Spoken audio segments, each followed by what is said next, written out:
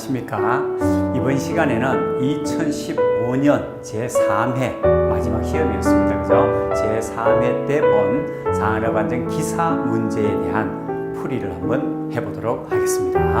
자, 첫 번째 과목인 안전관리론부터 한번 살펴보도록 하겠습니다. 1번 문제, 하인리 제 손실비 산정 방식에서 직접비로 볼 수 없는 것은 무엇입니까? 라고 물었습니다. 하인리의 재해 손실비 산정 방식은 상당히 중요하다 그랬습니다. 그죠?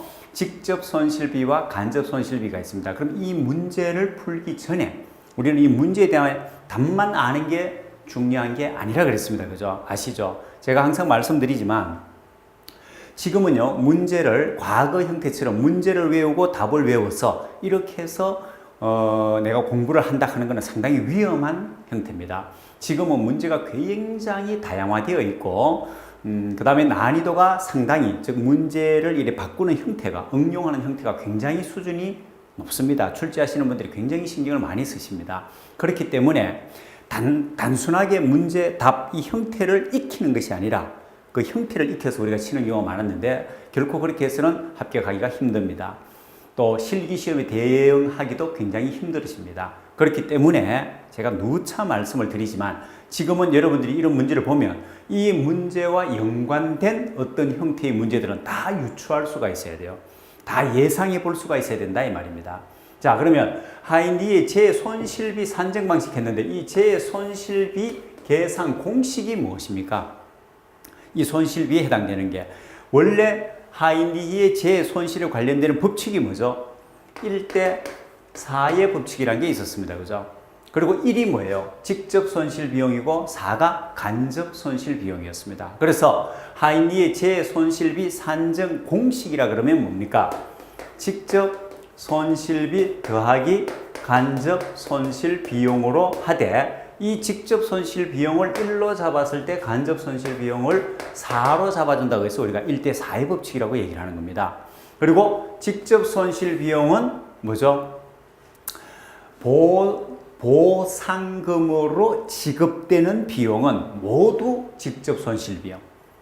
그리고 간접 손실 비용은 보상금으로 지급되는 비용을 제외한 손실 비용은 모든 것이 몽땅 간접 손실 비용이다. 이렇게 말씀을 드렸습니다. 그죠? 자, 그러면 이 내용을 알고 있으면 문제에서 바로 우리가 정확하게 내가 모르더라도 보험에 관련되는 것만 골라내면 될 거 아닙니까? 그죠? 그러면 보험에 관련되지 아니한 것이 답이 되는 거지 않습니까? 여기서 볼 수 없는 것은 그랬으니까. 그죠? 그리고 1대 4에 관련되는 이 부분도 시험 문제 출제될 수 있다는 걸 반드시 알아두셔야 됩니다. 1대 4의 법칙. 1대 4라는 것을 답으로 요구하는 게 문제로 나올 수도 있고 또 응용되는 것은 뭡니까? 직접 손실 비용으로 아니면 뭡니까? 간병급여로, 장애급여로, 기타 등등 직접 손실 비용으로 지급된 비용이 100만 원이다. 그랬을 경우에 하인리 방식에 의한 전체 재해 손실 비용이 얼마인지 구하시오. 이렇게 문제가 나오는 겁니다. 자, 그랬을 경우에 직접 손실 비용이 100만 원이라면 거기에 간접 손실 비용은 4배이기 때문에 400만 원이 되죠. 그러면 이 두 개를 더해주는 것이 하인리의 재해 손실비 계산 공식이기 때문에 총 재해 경비는 손실 비용은 얼마요? 500만 원이 되는 거죠. 이런 형태의 계산 문제죠. 이것도. 이런 문제가 또 응용돼 나올 수가 있는 겁니다. 자, 여기서는요. 재활급여, 간병급여, 장애급여, 생산 손실뿐만 아니라 시간 손실, 물적 손실 이런 부분들 여기 나와 있죠. 인적 손실, 물적 손실, 시간 손실 이 모든 이런 생산, 임금, 기타 이런 건 다 간접 손실 비용이 들어갑니다. 생산 손실에 관한 보상금은 없습니다. 그러니까 이해되시죠? 그죠? 자, 그럼 나머지는 여러분들이 참고를 한번 보시면 되고요. 상당히 중요한 문제입니다. 출제 빈도가 이 부분에서는 이 문제만 그런 것이 아니고 여기에 관련된 하인리 재손실비 산정에 관련된 문제는 여러 형태로 나올 수가 있기 때문에 그 내용 자체를 여러분들이 다 알아두시면 굉장히 편리하다 이 말입니다. 아, 나는 아직 공부를 덜 했는데요. 공부 안 하고 지금 문제풀이만 하고 있는데요. 이러신 분들 꼭 있습니다. 그죠? 그러신 분들은 여기 나와 있죠. 2단은 재손실비 종류에 들어가셔서 기본 이론을 한 번 더 보시는 것이 그나마 시간을 단축하고 합격으로 가는 지름길이 되는 겁니다. 문제를 많이 보는 게 중요한 게, 저는 항상 그렇게 얘기합니다. 문제를 많이 보는 게 중요한 게 아니라 한 문제를 꿰뚫어 봐야 됩니다. 완전히 파헤쳐야 됩니다. 그러면 뒤로 갈수록 시간이 단축되고 아무리 많은 문제를 보더라도 답이 다 나오게 되는 거죠. 아시겠죠? 자, 그 다음 태도 교육을 통한 안전 태도 형성 요령, 가장 거리가 먼 것이 무엇인가 그랬습니다. 태도 교육도 다른 문제로 출제가 된다면 태도 교육의 기본 과정의 순서를 묻는 게 나옵니다. 순서. 태도 교육은 제가 말씀드렸죠. 일단 들어야 된다 그랬습니다. 간단히 말씀을 드리면 학생들이, 자녀가 있는 분들은요, 학생들이 공부를 합니다. 시험 공부를 하죠. 무조건 공부해라. 애들이 엄마 아빠가 공부하라는 말은 뭡니까? 너무 고통스럽습니다. 애들한테는요. 나를 이해하지 못하고 짜증나죠. 그죠? 공부해 이랬는데 네 하고 들어가는 자녀는 아주 훌륭한 자녀입니다. 효도하는 자녀고요. 보통 그렇지 않습니다. 그죠? 그러니 그 아이의 심정을 이해해 주는 게 중요하죠. 이것도 태도를 바꾸는 겁니다. 그러기 위해서는 들어줘야 됩니다. 요즘 어떤데, 무슨 고민이 많은데, 어떤 걱정이 있는데, 이런 걸 들어줘야 됩니다. 청취가 제일 중요합니다. 근로자들도 마찬가지고요. 일단 그래서 청취를 했으면 이해하고 납득해야 돼요. 아, 이해가 된다. 내가 너 나이 때도 그랬다. 내가 현장에 있을 때도 그랬다. 이해를 해줘야 됩니다. 그렇게 이해하고 납득을 했으면 그 다음에는 권장을 하는 거죠. 그래도 이러이러하니 이렇게 한번 해보는 건 어떻냐. 아니면 모범을 보여줘야 되는 거죠, 내가. 그런 다음에 평가를 하는 거죠. 그거 외에 기타 등등의 칭찬을 한다든가 상벌, 그죠? 상을 주고 벌을 준다든가 이런 것들은 또 몇 가지 더 기타 등등 있을 수 있습니다. 그래서 가장 중요한 거는 청취하고 이해 납득하고 모범을 보이고 평가 또는 권장해주는 요 과정, 즉 다시 말해서 요 부분에서 가장 시험 문제가 많이 나와요. 빈도로 봐서는. 이걸 응용한 문제가 또 이렇게 나오는 겁니다. 지금 나오는 문제는. 사실 이 부분을 알고 있어야 되고. 그래서 보면 이해, 칭찬도 뒤에 있다고 했습니다. 칭찬을 하거나 상을 주거나 벌을 주거나 이런 거 다 들어갑니다. 모범을 보인다. 금전적 보상. 어쩐지 보면 답이 보이잖아요. 이런 문제는 사실은요, 공부를 하지 않아도 유심히 꿰뚫어 보면 답이 눈에 보이게끔 나왔는 문제입니다. 이런 문제는 감사합니다. 인사하고 우리가 맞춰야 됩니다. 자, 충분히 하실 수 있는 부분이었습니다. 3번 무죄운동의 추진 기법에서 위험 예지 훈련 4단계, 4라운드 진행법 2단계에 해당되는 것은 이건 뭡니까? 우리가 암기법으로 외웠던 게 뭐예요? 현, 본, 대목 이렇게 암기를 하시려 했는 거죠. 현상을 파악하고 본질 추구하고 대책 수립하고 목표를 설정하는 겁니다. 사실은 이해를 여기 나와요. 예, 현, 본, 대목 이렇게 암기를 하시려 했는 겁니다. 그죠? 현상을 파악한다. 사고가 일어날 수 있는 부분에 대해서 충분히 뭡니까? 예상되는 위험을 예지하는 거죠. 미리 알아보는 것을 현상 파악은 우리가 배운 것 중에서 어떤 원칙에 의해서 하는 거죠? 만약에 한다면은 어떤 원칙에 입각해서 현상 파악을 합니까? 혹시 이거 아시는 분? 공부를 많이 하신 분입니다. 그렇죠? BS라는 게 있었습니다. 그렇죠? BS입니다. BS. 브레인스토밍. BS의 4원칙에 의해서 하죠. BS의 4원칙은 또 뭡니까, 그러면? 그렇죠. 공부하신 분들은 이제 표가 나죠, 지금. 그죠? 비자가 대순약 하는 거 있었습니다. 그죠? 비판하지 말라. 자유분방하게 해라. 대량으로 발언해라. 그리고 수정 발언하는 거는 더 좋다. 요 네 가지 원칙에 입각해서 현상을 파악하는 겁니다. 또 이 BS의 4원칙이 적용되는 단계는 어느 단계입니까, 그러면? 그렇죠. 대책 수립이죠. 대책을 수립할 때도 뭡니까? 여러 가지 얼마든지 많이 나올 수 있습니다. 대책. 그 중에서 이제 고르는 거죠. 그죠? 목표를 설정한다는 거. 이해되시죠? 이런 부분들도 같이 이렇게 묶어서 공부를 해 주셔야 됩니다. 이 기출 문제 풀이를 할 때 항상 이렇게 하셔야 돼요. 그러니까 이 문제를 보면서 여러분들은 이런 내용들이 떠올라야 된다 이 말이에요. 공부를 충분히 하신 분들은. 자, 이해되시죠? 그러면 현상 파악 이런 거는 제가 이론 강의 시간에 충분히 말씀을 드렸습니다만 간단히 말씀을 드린 그거죠. 그죠? 간단한 예를 든다면 운반 작업을 한다. A 지점에 있는 물건을 B 지점으로 운반을 해야 되는 이러한 작업을 오늘 한다. 그러면 팀장이 나와서 이 운반 작업을 하는 근로자들을 다 모읍니다. 모으고 오늘 해야 될 작업에 대한 설명도 하고 그런 다음에 위험 예지 훈련의 4라운드 진행법에 의해서 우리 한번 위험을 예지해 보자. 자, 1라운드부터 합시다. 현상 파악하겠습니다. 말씀하세요. 그러면 어떤 근로자들은 물건을 들어 올릴 때, 물건이 좀 무거워 보입니다. 들어 올릴 때 허리에 부담을 주게 되면 디스크라는 우리가 근골격계 질환에 이완될 수가 있겠어요. 걸릴 수 있을 것 같아요. 그거 가능하네. 물건을 너무 높아서, 물건의 높이가 높아서 시야를 가리기 때문에 앞으로 가다가 다른 근로자와 또는 다른 물체에 부딪힐 것 같아요. 그것도 그럴 수 있겠네. 코너를 돌다가 부딪힐 수도 있어요. 바닥이 좀 미끄러워서 넘어질 수도 있어요. 또는 무슨 돌불이나 장애물이 있어서 저기에 걸려 넘어질 것 같아요. 온갖 것들이 나오겠죠. 그렇게 하는 게 현상 파악이에요. 그런 다음에 본질 추구는 그 중에서 한 가지 내지 많게는 두 가지고 한 가지를 보통 고릅니다. 가장 시급하고 가장 해결해야 된다고 판단되는 거 한 가지를 해결하고 우리 이 작업에 임하자. 이 전체를 다 해결하면 오늘 작업할 시간이 없다. 그래서 본질 추구는 현상 파악했는 거에서 한 개 또는 두 개를 골라내는 게 본질 추구입니다. 그런 다음에 이 본질 추구했는 거에 대해서 그럼 대책을 세워보자. 그럼 이거에 대해서는 어떤 대책이 필요하노? 대차를 이용하자, 손수레를 이용하자, 공동 작업을 하자, 뭐 기타 등등 또는 뭐 지게차를 가져와서 합시다. 이런 것도 대책이 되겠죠, 그죠? 그러한 대책 수립이 BS의 4원칙에 의해서 수립이 되는 겁니다. 그 다음에 목표 설정은 뭡니까? 운반 작업을 할 때는 손수레를 이용하자. 이제 하나의 문구를 만드는 거죠. 또는 구호 제창도 할 수가 있고, 운반 작업 시 손수레 사용. 그리고 이제 작업에 들어가는 거죠. 이런 과정을 우리는 위험 예지 훈련의 4라운드 진행법이라고 얘기를 하는 겁니다. 그죠? 이렇게 뜻을 알아두면 훨씬 이해도 되고 빠르지 않습니까? 그리고 이런 문제가 또 어떻게 응용될지 모르거든요. 그렇게 응용되는, 지금 또 현상 파악, 본질 추구, 대책 수립, 목표 설정이라고 딱 나오는 것은 구시대 문제가 됐습니다. 이걸 문장으로 쭉 풀어놓고 거기에서 찾아내는 이런 문제가 지금은 대세입니다. 대세. 그러므로 우리가 이 이해를 하지 않고는 문제에 대응하기가 힘들어진다 하는 걸 알 수가 있습니다. 그죠? 자, 그러면 순서니까 이 문제는 간단하게 해결할 수 있겠죠? 본질 추구라는 2단계요. 현본 대목입니다. 그 다음.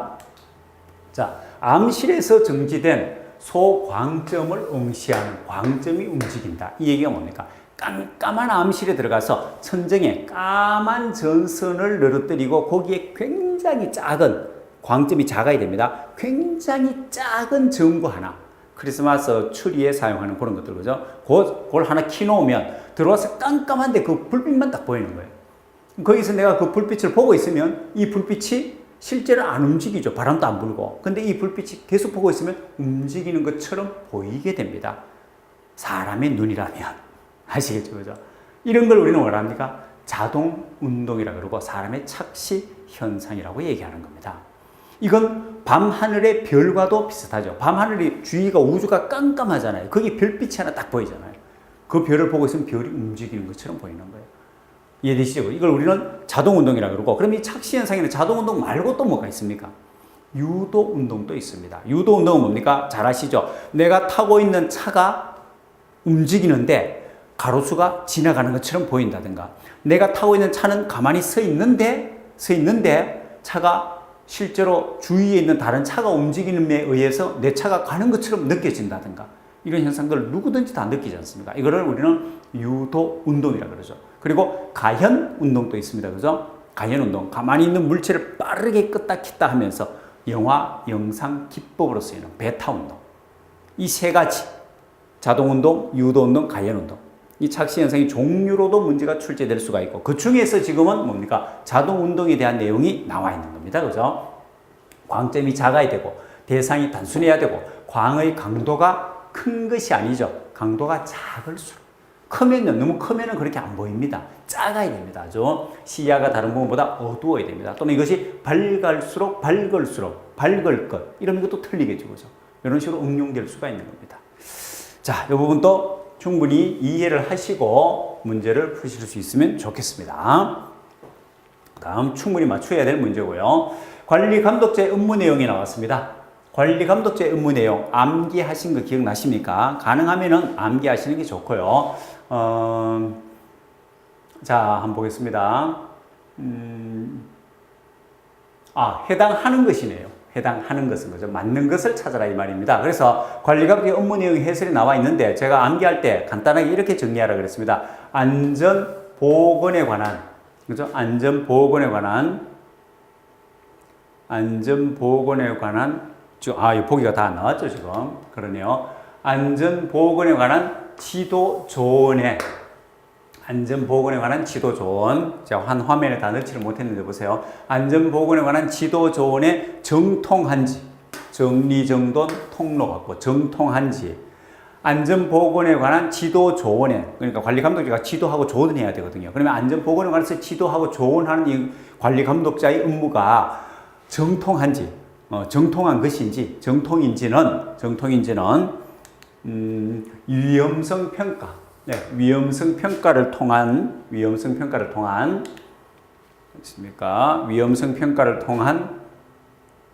응급조치, 위험성 평가를 통한 응급조치를 하는 걸 보고 교육 지도한다. 이렇게 정리를 하시면 된다 그랬죠. 요 내용만 알아두시면 여기에서 여기 정통이죠, 그죠? 찾아낼 수가 있습니다, 그죠? 해당되는 사항들을 이렇게 정리를 하시면 되는 거예요. 그래서 전체를 다 문맥 자체를 다 알아두시면 제일 좋죠. 많이 보시면 그렇게도 됩니다. 그러나 그게 아니라면은 간단하게 글자 하나씩, 단어 하나씩, 그 다음에 문장 하나씩 이렇게 공부해 나가는 순서를 다져 나가시면 되는 겁니다. 관리감독자의 업무라든가 안전관리의 직무는 상당히 중요합니다. 그죠? 좀 알아둘 필요가 있습니다. 자, 요 내용도 거의 일반적인 문제가 나왔고요. 그래서 안전관리로는 반드시 제가 말씀드리지만 80점 이상 획득을 해야 됩니다. 그 다음에 6번. 의무 안전 인정. 의무는 이제 내용은 사라졌다 그랬죠. 그죠? 법이 다 개정되었습니다. 그래서 안전 인정 대상 보고라고 나오면 이게 과거의 의무 안전이다. 이렇게 알아두시면 됩니다. 기출 문제이기 때문에 제가 의무라고 넣어놨지만 이제는 이거는 빠져요. 모든 법이 다 개정되었습니다. 대상 보고 중에서 AE와 AB, E종.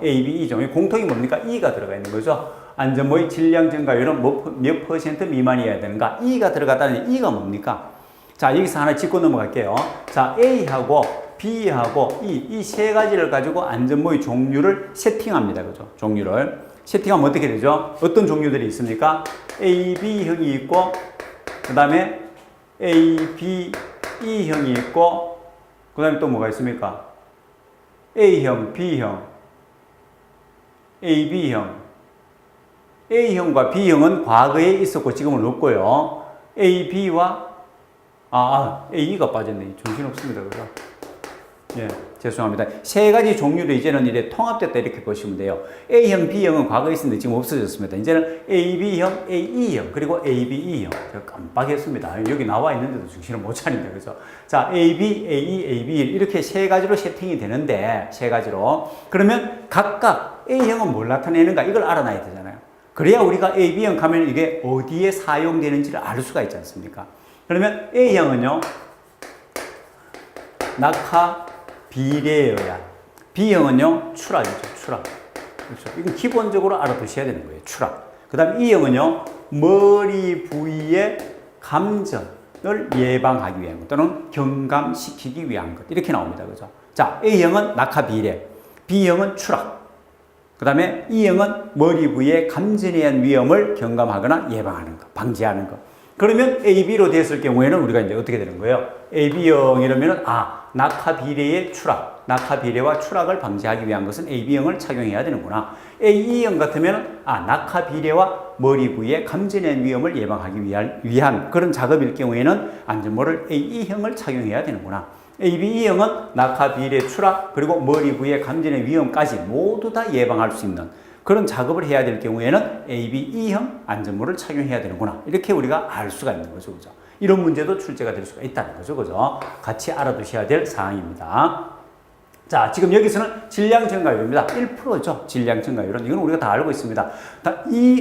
이걸 직접 계산하는 거라든가 이 공식을 물을 수도 있습니다. 그죠? 담근 후의 질량. 즉, 다시 말해서 뭐예요? 큰 값에서 항상 작은 값을 빼주는 게 일반화되어 있다고 했습니다. 우리 안전에서 사용하는 공식들은요. 그러니까 담근 후의 무게가 물이 흡수되어 있기 때문에, 물을 먹었기 때문에 더 무겁겠죠. 담그기 전의 무게보다. 그래서 큰 값에서 작은 값을 빼준 다음에 작은 값으로 나누어주는 겁니다.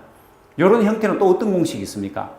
뭐 여러 가지가 있지만 그 중에서도 위험독 하는 거 기억나세요? 화학에서 나오는 문제였습니다. 그죠? 위험도는 뭐예요?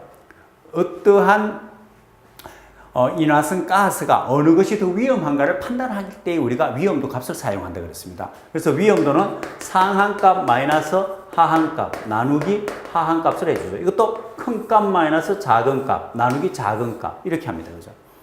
여기에서 약간 벗어나는 좀 독특한 게 있다면 우리가 인간공학에서 나오는 대비라는 게 있었습니다. 그죠? 대비. 대비는 뭐예요? 대비는 배경에서 타켓을 빼서 배경 앞에 걸로 나눠주는. 요건 약간 다르다고 좀 독특하니까 별도로 알아두자라고 말씀을 드렸던 거죠. 그죠? 너무 많이 합니까? 지금 이런 걸 보면서 이런 식으로 쭉 같이 공부하실 수 있으면 굉장히 좋은 거죠. 도움이 많이 됩니다. 그죠? 자, 그래서 대비까지. 대비는 배경 마이너스 표적 나누기 배경. 그 다음에 위험도는 상한값 마이너스, 이게 지금 연소 범위, 폭발 범위를 얘기합니다. 그죠? 상한값에서 하한값을 빼주고, 하한값을 나누어준 값을 우리가 위험도라 그러고, 가연성 가스마다 모든 연소 범위, 폭발 범위가 다 다르잖아요. 그걸 보고 요 계산, 위험도 값을 계산했는 위험도의 값이 크면 클수록 위험한 가스가 되는 겁니다. 그죠? 그렇게 우리는 판단을 합니다. 자, 이 공식. 그 다음에 1% 미만은 당연한 얘기고, 질량증거 1% 넘어가면 이거는 부적격한 겁니다. 사용할 수가 없는 겁니다. 아시겠죠?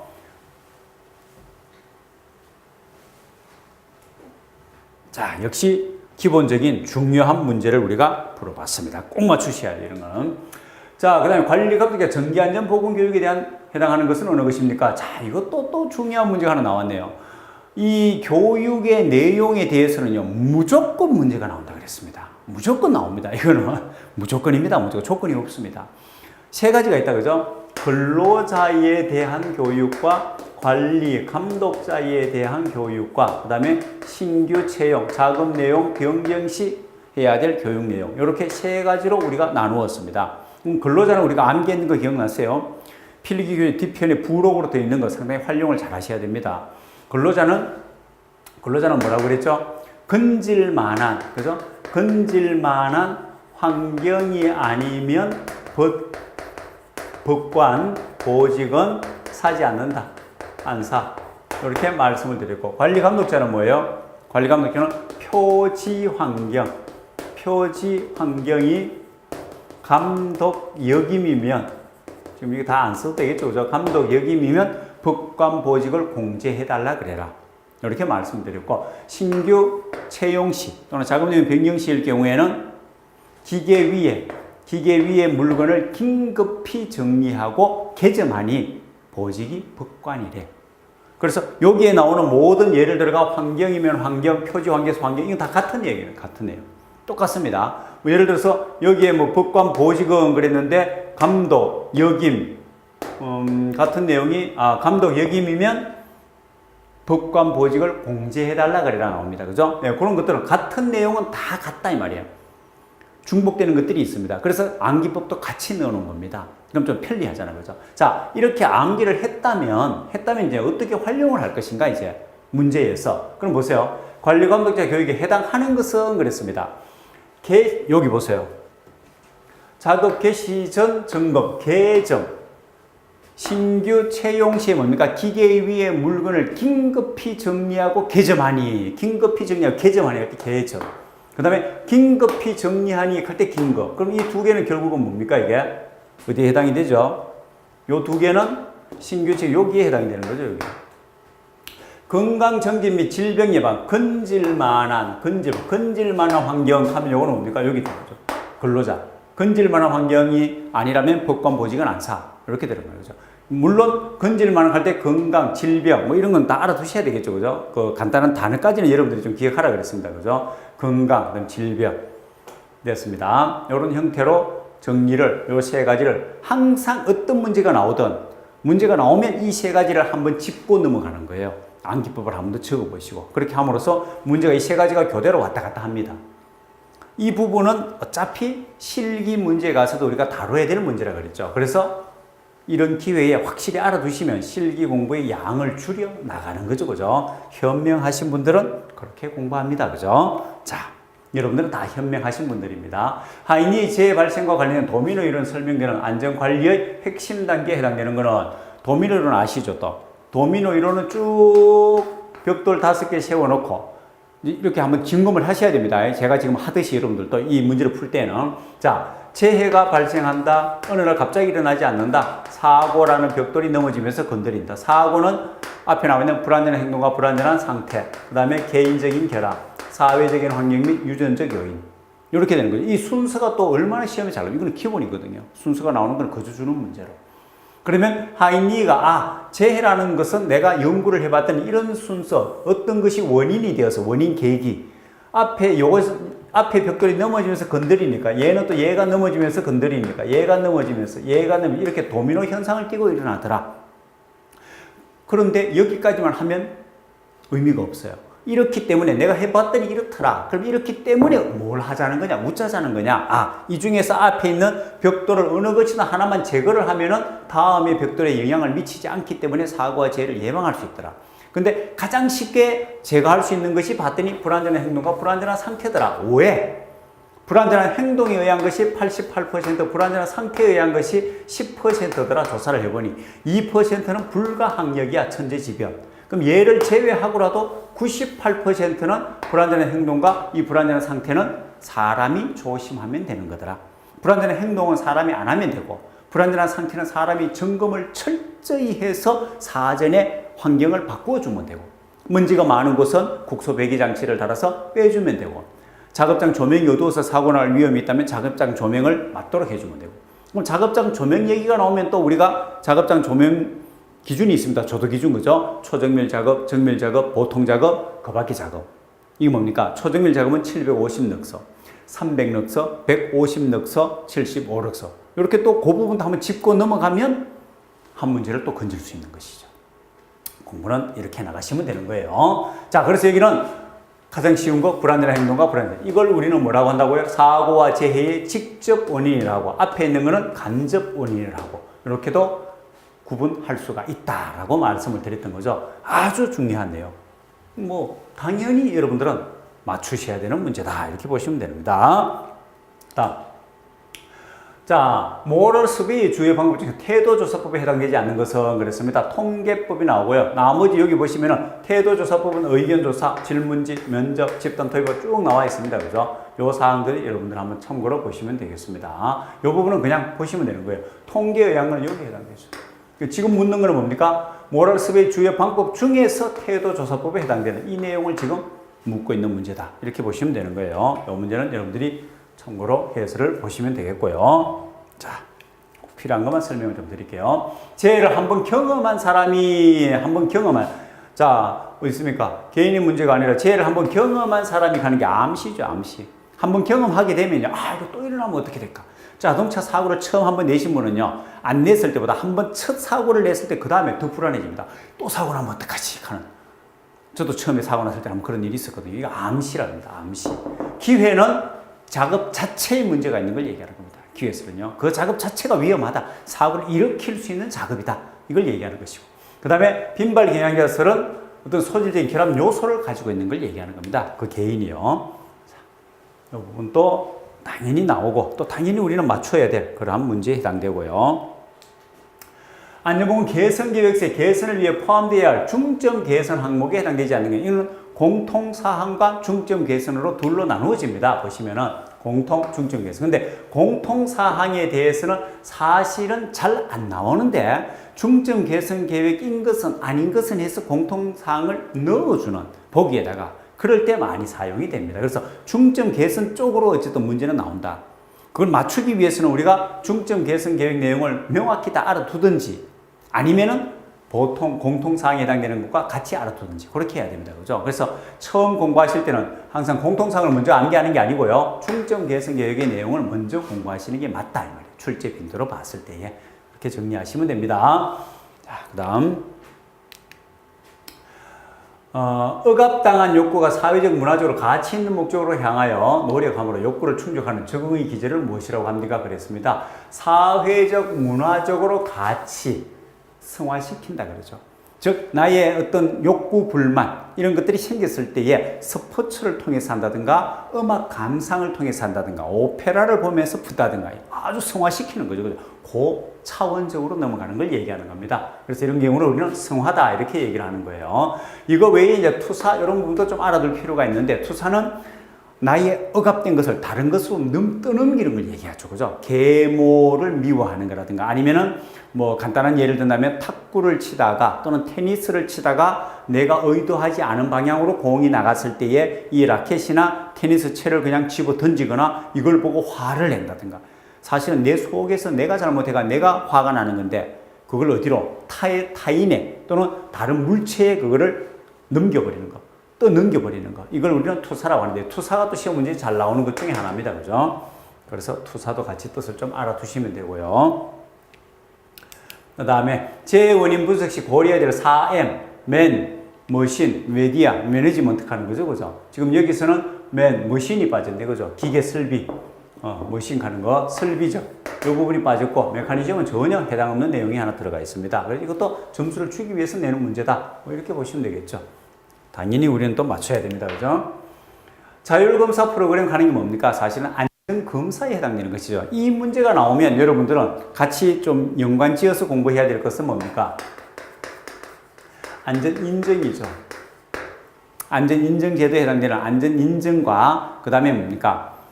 안전검사. 이걸 좀 구분해서 여러분들이 정리를 할 필요가 있습니다. 안전인정은 안전인정이 있었고 자율안전 확인이 있었고 그죠? 그럼 거기에 대상 뭡니까? 기계기구 설비라든가 방어장치라든가 보호구라든가 이런 종류들이 있었고 거기에 해당되는 내용들이 쭉 나와야 되고 이 안전인정은 이해를 하기 위해서는 뭐예요? 제조자가 방어장치 그 다음에 기계기구 설비 그 다음에 보호구를 만든 사람이 내가 만들었으니 이걸 그냥 팔아야 되겠다 해서 갖다 그냥 판매를 하면 법 위반으로 걸린다 그랬습니다. 이것이 만든 것이 고용노동부 장관이 정해놓은 안전기준, 기준에 적합한가 안 한가 이걸 맞춰서 적합한지를 통과가 돼야 돼요. 검사를 받아야 됩니다. 통과가 되면 거기에 이제 통과됐다는 표시를 부착해서 판매를 해야 된다. 이게 안전인정입니다. 또는 자율안전 확인. 해당되는 대상들이 다 따로 있습니다. 그죠? 그 다음에 안전검사는 그럼 뭐냐? 검사는 그런 제품을 구입해 와서 실제로 쓰는 겁니다. 사용을 하는 겁니다. 즉 어떤 기업이나 사업주, 사장님에 해당되는 거예요. 그런 구입을 한 사용자가 사용을 하다가 안전한 상태로 사용을 하고 있는가 이걸 검사하는 겁니다. 너무 오래 사용했는데 볼트를 교환해야 되는데 체인을 갈아야 되는데 이런 걸 하지 않고 계속 쓰다 보면은 바로 그것이 사고로 연결되겠죠. 그래서 항상 안전한 상태로 사용하고 있는지를 검사하는 것이 안전검사입니다. 상당히 중요하죠. 그죠? 그래서 이건 주기가 어떻게 됩니까? 안전검사의 경우에는 그렇죠. 최초 설치하고 일반적으로 3년마다 최초 설치하고 3년 만에 해야 되고 3년에 검사를 하고 난 그 다음부터는 매 2년마다 검사를 받아줘야 됩니다. 예외 규정이 물론 있습니다. 압력 용기라든가 그죠. 즉 PSM 공정안전보고서를 제출해서 확인을 받은 압력 용기는 최초 3년은 맞지만 그 다음 2년은 4년으로 해준다든가 이해되시죠? 그 다음에 건설 현장에 설치된 뭡니까? 크레인 리프트 곤돌라 이 세 가지는 설치하고부터 계속 6개월마다 검사를 해줘야 됩니다. 그죠? 그러한 주기까지 또 알아두셔야 되고 이렇게 연관지어서 같이 이제 공부를 좀 해야 됩니다. 이런 문제들은 굉장히 중요하죠. 안전인정도 대상에 해당되는 거 이런 것도 잘 나옵니다. 암기법에 해당되는 걸 여러분들 참고하셔서 꼭 좀 힘들더라도 한 번만 암기하면은 실기까지 쭉 그대로 갈 수가 있습니다. 그죠? 자, 여기서는 보시면 관련 법에 따른 검사 주기마다가 아니고 검사 주기의 2분의 1이죠. 즉 안전검사 자율검사 프로그램이라는 건 뭡니까? 자율검사라는 거는 원래는 안전검사를 기관에 맡겨서 해야 되는데 말 그대로 자율적으로 회사 자체 내에서 사업장 자체 내에서 할 수 있도록 해줍니다. 그러나 그렇게 하기 위해서는 뭡니까? 자격을 갖춘 검사원을 둬야 되고 검사를 실시할 수 있는 장비를 갖춰야 되고 검사 주기는 그냥 안전검사하는 것보다 더 자주 해야 되겠죠. 그래서 그 주기의 2분의 1에 해당하는 예외 규정이 조금 있긴 있지만 그죠? 그리고 검사 기준이 안전검사 기준을 충족할 수 있는 이런 조건들을 다 갖추었을 때에 안전검사 기관을 통한 안전검사를 하지 않고 자율검사 프로그램에 의해서 안전검사를 대신 할 수 있도록 허가를 해주는 겁니다. 그러면 할 수가 있는 겁니다. 그죠? 그래서 주기는 2분의 1마다 해야 돼요. 안전검사를, 예를 들어서 안전검사를 2년마다 한다면은, 검사에서, 그죠? 2년마다 한다면 얘는 1년마다 해야 되는 거죠. 대상이. 이해되시죠? 요 사항들 좀 알아둘 필요가 있습니다. 관련되는 다른 내용들도 같이 함께 공부를 좀 하시고요. 그 다음, 기업 내 정형교육에서 TWI 얼마나 중요합니까? TWI 가면은 나와야 될 게 관리 감독자 교육이라는 거. 다음 중에서 관리 감독자 교육에 해당되는 게 무엇이냐? 정답 TWI. TWI는 대상, 어느 대상들을 대상으로 해서 하느냐? 관리 감독자들을 대상으로. 이렇게도 문제가 나올 수 있는 거예요. 그리고 이 TWI 교육 내용이 무엇이냐? 대상하고 교육 내용 딱 두 가지가 나온다 그랬죠, 그죠? 교육 내용은 밀어서 방에서 지도를 그리고 있는 인간은 어떤 거요? 훈련이 필요하다. 뭐 이렇게 외우라 그랬죠, 그죠? 그래서 JMT, JIT, JRT, JST. 그렇게 해서 JMT는 방법, JIT는 지도, JRT는 뭡니까? 인간. 그 다음에 JST는 안전훈련. 이렇게 정리를 하시면 되고, 요 내용을 묻는 것도 나올 수가 있고, 이렇게 묻는 내용, 한글로 나올 수도 있고, 지금 여기 영어로 나온 거죠, 그죠? 그래서 요 S는, JST라는 거는 안전훈련이죠. 세이프티, 안전훈련에 해당되는 겁니다. 그래서 요건 해당이 없는 것이죠, 그죠? 같이 알아두시면 되겠습니다. 밀어서 요 암기법도 같이 좀 정리를 하시고요. 다음. 산업안전보건법령상 안전보건 표지 종류 중에서 기본 모형이 다른 것은 무엇인가? 이것도 문제 굉장히 좋은 겁니다. 이런 문제도 여러분들이 대비를 하셔야 되죠, 앞으로는요. 그래서 지금 나오는 것 중에서 기본 모형이 다른 것 그랬는데, 이 모든 게 경고 표시인데, 경고 표시가 둘 아닙니까? 두 개. 그죠? 과거에 있던 삼각형, 이런 표지가 있었고요. 그 다음에 마름모 형태가 있는 겁니다. 색상도 다르고, 그죠? 색깔도 같이 알아두셔야 되고. 그래서 요 두 개에 해당되는 것을 지금 구분해서 알아두자. 이런 뜻으로 했는 거고, 방사성 물질만 과거에 있던 삼각형이고, 뒤에 나온 요 내용들은 다 붉은색, 빨간색에 해당되는 뭡니까? 이거 마름모 형태인데 똑같이 다 경고 표지에 해당되는 것이죠. 안전표지도 눈여겨봐두셔야 되고, 안전표지에서는 문제가 나올 게 많습니다. 그죠? 색상에 관련되는 거라든지, 뭐, 이런 종류에 관련되는 것이라든지 꼭 알아두시고, 같이 공부를 이 기회에 한번 해두는 시간으로 가지시기 바랍니다. 자, 어쨌든 안전표지 꼭 맞춰야 될 문제입니다. 자, 재예방의 4원칙. 그래서 저런 안전표지도 마찬가지 암기법을 많이 활용하세요. 제가 암기법 만드는데 얼마나 힘들게 만든지 모릅니다. 그래서 출판사에서 부탁을 해가지고 부록으로 넣어놨는데 최대한 활용하셔야 됩니다. 요즘 저작권 때문에 남이 만든 암기법은 제가 절대로 안 씁니다. 틀림없이 제가 다 만든 겁니다. 이거는요. 제가 머리 써가면서. 또 그 중에서 뭐 해마다 좀 바꾸는 것도 있습니다만, 어쨌든 여러분들이 참고하시고 더 좋은 것으로 이제 여러분들이 만들어서 쓰시는 거는 그렇게 쓰시면 됩니다. 아시겠죠? 재해 예방 4원칙에 관한 거. 재해 예방의 4원칙 뭡니까? 암기법. 예원이는 귀엽고 이뻐요. 예원이는 손대지 마라. 손대면 안 돼. 그렇게 말씀을 드렸던 거죠. 요거죠, 그죠? 예원이는 손대지 마세요. 이거는요, 99% 나오는 문제라고 항상 제가 말씀을 드리는 겁니다. 기본 중에 기본적인 문제라고. 꼭 알아두셔야 됩니다, 이거는. 자, 그렇게 해서 뭐 그냥 맞추는 거. 이것도 과거의 문제는 뭐 사원칙의 설명이 틀린 게 있는데, 요 내용으로 문제 보기가 많이 나왔습니다. 그리고 하나는 뭐 다른 보기가 나온다든지 이렇게 되는 거죠. 근데 지금 보세요. 이런 형태로 다 바뀌어요, 지금은요.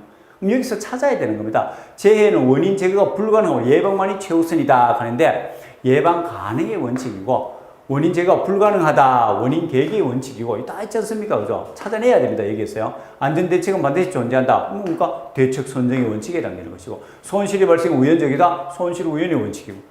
이렇게 우리가 찾아낼 수 있어야 된다 이 말입니다. 문장 형태에서. 지금의 문제들이 다 이런 형태로 조금씩 바뀌기 때문에 그 문제에 대한 이해가 내가 되어 있지 않다면 사실은 문제를 풀 수가 없다는 거죠. 그죠? 연평균 500명 근로자가 근무하는 사업장에서 쭉 나오다가 한 해 동안에 20명의 어쩌고 나옵니다. 그죠? 여기 보시면 핵심이 이겁니다. 한 근로자가 평생 동안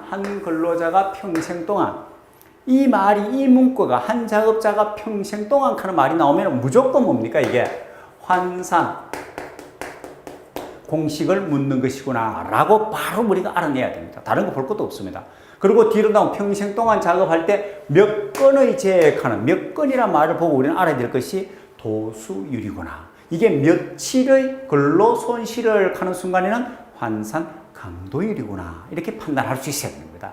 여러분들이 열심히 공부하셨기 때문에 충분히 판단하실 수 있습니다. 자, 어쨌든 몇 건이라 했으니까 환산 도수율을 말한다 하는 거 우리가 알 수가 있습니다. 그러면 환산 도수율은 도수율을 우리가 알고 있어야 되고 도수율 곱하기 해서 뭡니까? 곱하기 해서 원래 평생 근로시간을 10만으로 가정한다면 10만 나누기 도수율은 도수율 공식 아시죠? 제 건수 나누기 총 근로시간 수 곱하기 100만이죠. 그래서 여기는 100만으로 나누어주는 거예요. 맞습니까? 이렇게 100만으로. 그러니까 10만에서 100만이기 때문에 요거 5개를 없애고 5개를 약분시키면 요거는 뭡니까? 10분의 1이 되는 거죠. 그래서 일반적으로 이걸 다 약분해가지고 도수율 곱하기 10분의 1 이렇게 하는데 절대로 이렇게 공식을 암기하시면 안 된다 그랬습니다. 왜요? 이런 문제 때문에. 10분의 1이라는 거는 평생 근로시간 수를 10만 시간으로 했을 때 줄여놓은 공식이 도수율 곱하기 10분의 1 또는 강도율 곱하기 100입니다. 그죠? 강도율은 왜 100입니까? 1000이니까요. 강도율 공식이 근로손실일수 나누기 총 근로시간수 곱하기 1000이죠. 그러면 요 100만 대신 여기 1000이 들어가니까 3개 약분하면 100이 남으니까 강도율 곱하기 100이 환산 강도율 공식이 되는 거예요. 근데 그렇게 공부하시면 절대로 안 된다 그랬죠. 왜? 이 평생 근로시간이 이렇게 12만 시간 이렇게 출제자가 바꾸어 줄 수 있기 때문에. 그래서 요 앞 단계를 이렇게 알아두시라. 즉 평생 근로시간수 나누기 100만, 평생 근로시간수 나누기 1000 강도율은 이렇게 알아두셔야 된다 이 말이에요. 그래야 문제를 이렇게 응용해가 바꿀 경우에 우리는 헷갈리지 않고 혼란스럽지 않고 바로 답을 맞출 수가 있다. 거기에 낚이지 않는 거죠. 출제자의 의도에. 이해되시죠? 그죠? 무슨 말인지 굉장히 중요한 겁니다. 자, 그러면 여기에서 지금 어쨌든 환산 도수율입니다. 그럼 환산 도수율은 도수율 곱하기 평생 근로시간수 나누기 100만이니까 여기 12만이 여기 12만을 넣고 12만이죠. 그죠? 12만을 넣어서